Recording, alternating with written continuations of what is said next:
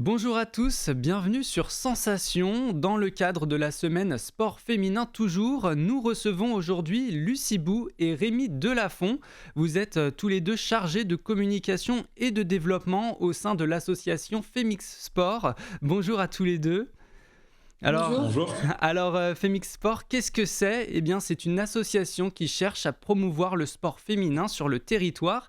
Mais ça, vous en parlerez sûrement mieux que moi. Alors, est-ce que dans un premier temps, vous pouvez nous présenter votre association ? Bien sûr, alors donc on est une association qui a été fondée en 2000 suite aux premières assises nationales du sport féminin qui avait été organisée en fait par Marie-Georges Buffet qui était à ce moment-là ministre des Sports. Et l'association a été fondée par Nicole de Chavannes avec le soutien de personnalités du monde sportif. Mais il y avait aussi des universitaires et spécialistes de la question égalité femmes-hommes, comme Catherine Louveau par exemple, pour ne citer qu'elle, qui est sociologue. On est la première association en France en fait à avoir pris à bras le corps la problématique femmes-hommes dans le sport et surtout cette question de l'égalité et de la parité. Et notre objectif principal, on va dire, c'est de contribuer à une meilleure représentation des femmes dans le sport. Et donc, justement, vous l'avez évoqué, votre but, c'est de promouvoir l'égalité entre l'homme et les femmes. Qu'est-ce que vous mettez en place, justement, pour valoriser les femmes dans le sport, la place des femmes dans le sport ? Le cœur d'activité de l'association Femix Sport, il est réparti de deux façons. Principalement, la première, c'est la formation et l'accompagnement des dirigeantes pour favoriser leur prise de responsabilité dans leur structure sportive et au sein du mouvement sportif. Donc pour ça, on a un organisme de formation qui s'appelle Femix Sport Academy, organisme certifié Calliope. On a donc deux programmes de formation qui sont progressifs et cohérents. Le premier s'intitule Oser s'engager, concerne à la fois des dirigeantes, des entraîneurs et des sportives. Le second est intitulé Haut potentiel et concerne les femmes qui ont déjà des responsabilités dans leur structure sportive. Donc dans cette dynamique, on s'inscrit dans la loi pour la démocratisation du sport de mars 2022, qui impose la parité dans les instances sportives nationales dès 2024 et régionales à compter de 2028. Et tout ça, ça se fait en collaboration avec le ministère des Sports, le Comité national olympique, qui est représentant du mouvement sportif en France. Et donc, allez-y, pardon. Ouais, le second pôle, c'est l'intervention, donc auprès du grand public. On organise et on propose des conférences et des tables rondes pour échanger sur le thème de la mixité et de l'égalité dans le sport. Donc ces interventions, elles s'adressent aux fédés, aux ligues, aux clubs, aux comités départementaux et s'adressent également à un jeune public afin de sensibiliser aux stéréotypes de genre dès le plus jeune âge. Et donc justement, vous l'avez évoqué, vous vous rendez, vous faites des interventions auprès des comités, des ligues. Pourquoi est-ce que vous vous adressez à eux ? Est-ce que c'est vraiment eux qui peuvent changer les choses aujourd'hui ? Le mouvement sportif en France, il est à 100% associatif et donc il repose en majeure partie sur ses fédés et leurs organes déconcentrés, donc les ligues, les comités, les clubs, etc. On sait que la liaison entre les fédérations, donc à l'échelle nationale, et leurs ligues et comités est parfois difficile puisque les réalités locales sont différentes. Et c'est pourquoi donc, il est primordial pour nous de proposer des interventions à tous les échelons du mouvement sportif pour que la féminisation du sport évolue. Donc on doit s'inspirer des directives qui sont nationales et accompagner les plus petites structures et leurs bénévoles pour que cela se concrétise réellement.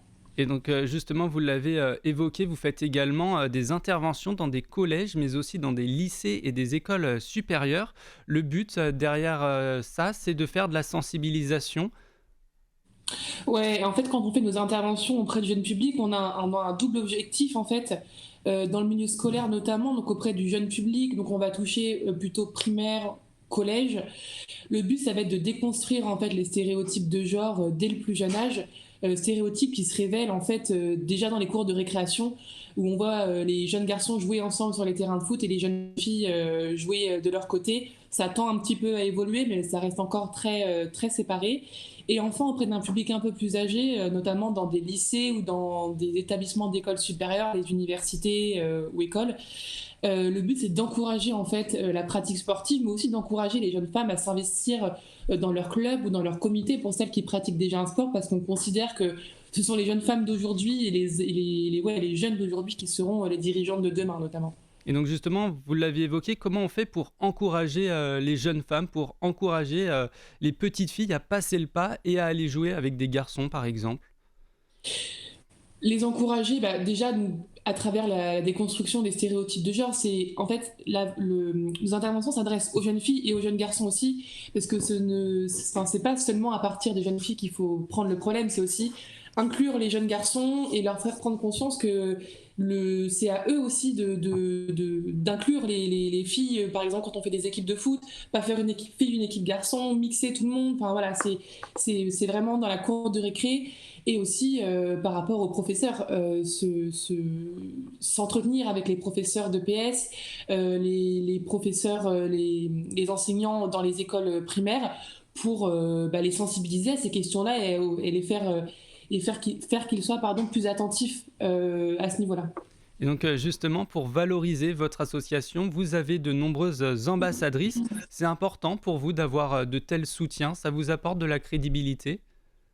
Ouais, on a des ambassadrices sur tout le territoire en fait qui s'engagent à représenter et diffuser les valeurs de Femix Sport à leur échelle, notamment lors d'événements comme des interventions par exemple.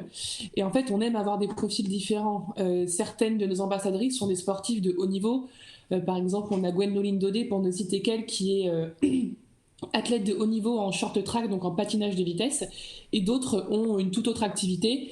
Mais ce qui les réunit toutes, en fait, c'est la passion pour le sport et l'envie de faire bouger les choses. Donc pour nous, c'est très intéressant. Et donc, vous l'avez évoqué depuis sa création, donc en 2000. Est-ce que vous avez pu voir des améliorations au niveau de la place des femmes dans le sport entre avant et maintenant?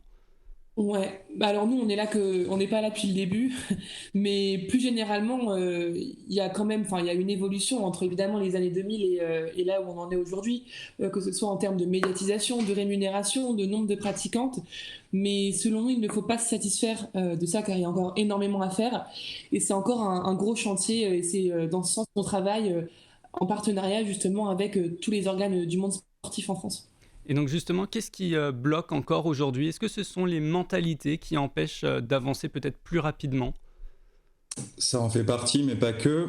En France, on sait que les femmes sont marginalisées dans les sphères décisionnelles, pardon, et c'est d'autant plus le cas dans le champ sportif, puisqu'il est considéré comme un bastion de la masculinité. Donc on ne peut pas vraiment dire que cela bloque en France, puisque Lucie l'a rappelé, leur représentation évolue et s'améliore, mais le processus est long et difficile. Donc les mentalités, elles y sont pour quelque chose, certes, mais n'empêchent pas le sport féminin de se développer. Elles empêchent, disons, une rapide expansion du sport féminin. Et donc justement, le sport, est-ce que c'est le meilleur moyen pour stopper tous ces préjugés? Est-ce que c'est c'est l'un des principaux moteurs pour l'égalité des sexes, le sport? Le meilleur moyen et le principal moteur, c'est un grand mot, mais ce qui est sûr, c'est que le sport est un miroir de ce qui se passe dans notre société, et ce depuis toujours. Donc la place des femmes s'améliore dans notre société, et donc également dans le milieu sportif, mais avec un léger décalage, puisque la question de l'égalité entre les femmes et les hommes dans le sport est arrivée dans les années 2000, alors que les premiers mouvements en faveur de la cause des femmes et pour l'égalité des genres en général sont apparus au milieu du XXe siècle. Donc c'est pourquoi on doit s'inspirer de ce qui a été fait dans la société en général pour l'appliquer au domaine sportif. Et c'est d'autant plus difficile puisque communément et historiquement, la pratique sportive elle est imprégnée de valeurs et de représentations qui sont fortement connotées au masculin et qui laissent peu, voire pas de place à ces femmes. Et justement, est-ce que la place des femmes dans le sport, elle passe par les grands rôles? Aujourd'hui, seulement 2 femmes sont présidentes, Isabelle Join à la Fédération française de hockey sur gazon et Gwenaëlle Nouri à la Fédération française de sport et de glace. Comment est-ce qu'on fait pour mettre encore plus les femmes en avant? Oui, les hauts rôles, c'est un enjeu majeur de notre association. Les recherches universitaires ont déjà prouvé l'apport pour les entreprises de travailler en mixité. Donc il n'y a aucune raison que ce ne soit pas le cas dans les structures sportives. Comme vous l'avez souligné, aujourd'hui en France, on a seulement 17 présidentes sur 106 fédérations sportives, ce qui représente 16%, 2 présidentes de fédés olympiques, et dans les métiers liés au sport en général, seulement 14 directrices techniques nationales, donc ce qui est peu. On remarque que le taux de femmes est trop souvent inférieur au nombre d'hommes, et ça s'accentue quand on regarde les hautes sphères décisionnelles. Et on Donc, espère, et on espère évidemment que ça va s'arranger, que les femmes occuperont davantage de grands postes. Merci Lucie Bou et Rémi Delafont d'avoir été avec nous sur Sensation aujourd'hui.